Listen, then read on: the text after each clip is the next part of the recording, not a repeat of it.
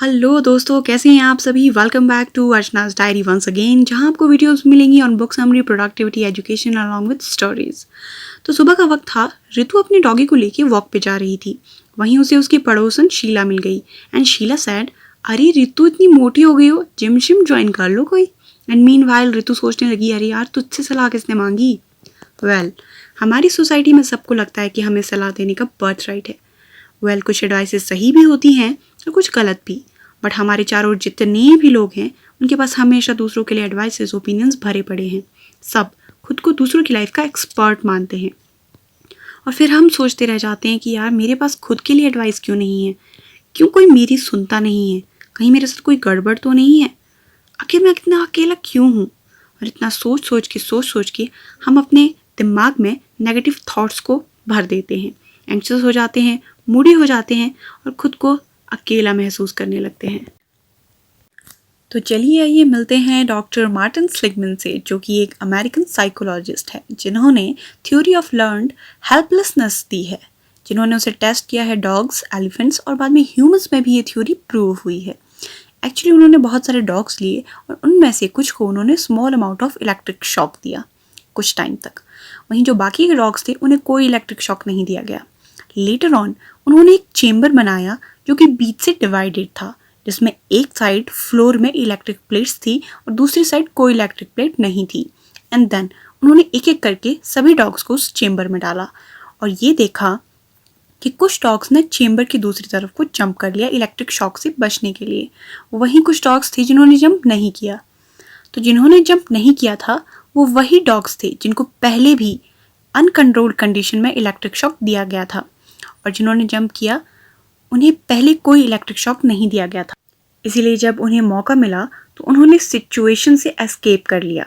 वहीं जो already pen and suffering को वो डॉग्स एक्सेप्ट कर चुके थे, वो मौका होते हुए भी वहाँ से नहीं भागे। सिमिलर बिहेवियर देखा गया ह्यूमंस में भी।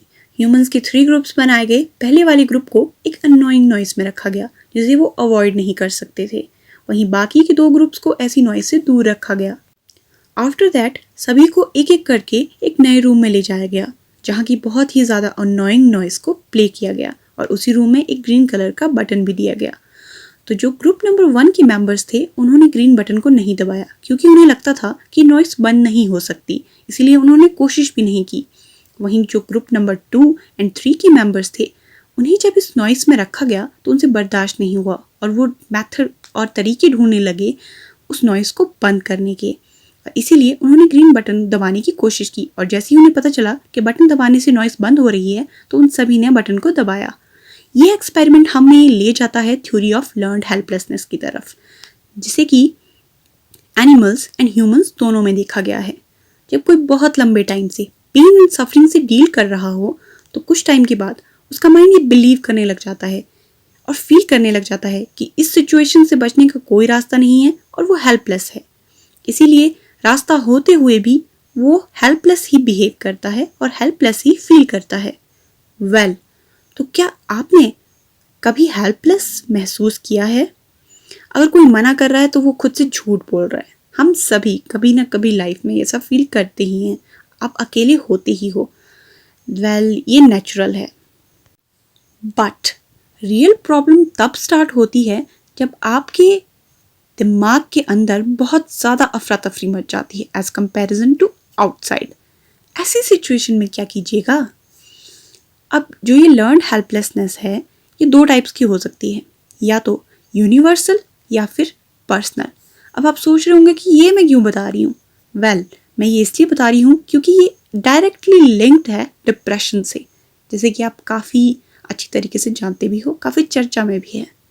नाउ यूनिवर्सल हेल्पलेसनेस में क्या होता है कि सब्जेक्ट को लगता है कि इस परेशानी से निकलने का कोई तरीका नहीं है।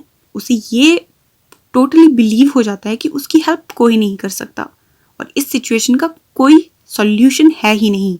वहीं पर्सनल के केस में सब्जेक्ट को ये लगता है कि प्रॉब्लम को सॉल्व तो कर सकते हैं लेकिन दूसरे कर सकते हैं, मेरे पास इसका कोई सॉल्यूशन नहीं है, मैं इसे सॉल्व नहीं कर सकता। ये क्लियर है कि यूनिवर्सल हेल्पलेस केस में सब्जेक्ट हर प्रॉब्लम के लिए एक्सटर्नल रीज़न को ब्लेम करता है, एक्सटर्नल रीजंस ढूंढता है। फॉर एग्जाम्पल, अब सोनी को लगता है कि उसकी टीचर उसे पसंद नहीं करती, इसीलिए उसकी टीचर ने उसे फेल किया है। बल्कि अगर हम पर्सनल हेल्पलेस पर्सन को देखें तो वो हमेशा इंटरनल रीजंस, इंटरनल कॉन्फ्लिक्ट्स को ढूंढता है हर एक प्रॉब्लम के लिए। फॉर एग्जाम्पल, शिल्पा को लगता है कि उसने अच्छे से पढ़ाई नहीं की, इसीलिए वो फेल हो गई। सो पर्सनल के केस में इंसान खुद को ब्लेम कर रहा है, वहीं यूनिवर्सल केस में इंसान दूसरों को ब्लेम करता है। वेल, जब ये पेन एंड सफरिंग बहुत ही लॉन्ग टाइम तक चलती रहती है तो eventually it takes a form of chronic helplessness, जो कि एक सीरियस समस्या है जिसमें पर्सन का कॉग्निशन एंड इमोशन ये उथल पुथल हो जाते हैं and he faced various conflicts like low self esteem, anxiety, restlessness, lack of focus and phobias, जो कि एंड रिजल्ट हो जाते हैं डिप्रेशन के। वेल, आज के मॉडर्न समय में हम सभी अपनी लाइफ, अपनी करियर, अपने काम में इतने बिजी हैं कि ऐसा हो सकता है कि आपके फ्रेंड्स, फैमिली आपके साथ ना हो। ऐसे में क्या करें? वेल, नंबर 1 सोल्यूशन यही है कि हमेशा यही सही रहता है कि आप एक प्रोफेशनल की हेल्प लें। अगर आपको पेट में दर्द है तो डेफिनेटली आप किसी डॉक्टर से कंसल्ट करेंगे। अगर आपका दिमाग दुरुस्त नहीं है तो उसके स्पेशलिस्ट के पास जाना यही सही है। पहले अब आते हैं नंबर 2 पे, माइंड रिकंस्ट्रक्टिंग।